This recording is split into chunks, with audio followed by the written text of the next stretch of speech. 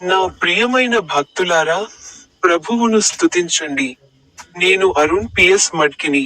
మీ అందరికీ హృదయపూర్వక శుభాకాంక్షలు. ఈ రోజు నవంబర్ 10వ రోజు, 2025 సంవత్సరాల 11వ నెల. జార్ఖండ్ రాష్ట్రంలోని లోహర్దగా జిల్లాపై, నదుల జలపాతాలు ప్రవహించే చోట, వాటిని ఏమని పిలుస్తారు? కంటి బిందువులు. ఆయన బైబిల్ నుండి తన వచనాలలో ఒకదానిపై మాట్లాడారు. టైటస్ 2వ అధ్యాయం 11వ వచనంలో ఆయన ఇలా అన్నాడు: దేవుని కృప స్పష్టంగా ఉంది, అది అందరికీ రక్షణను తీసుకురాగలదు. మీ అందరికీ హృదయపూర్వక శుభాకాంక్షలు. ఇప్పుడే నా యూట్యూబ్ ఛానల్లోని స్టింగ్ బటన్ పై క్లిక్ చేయడం మర్చిపోవద్దు.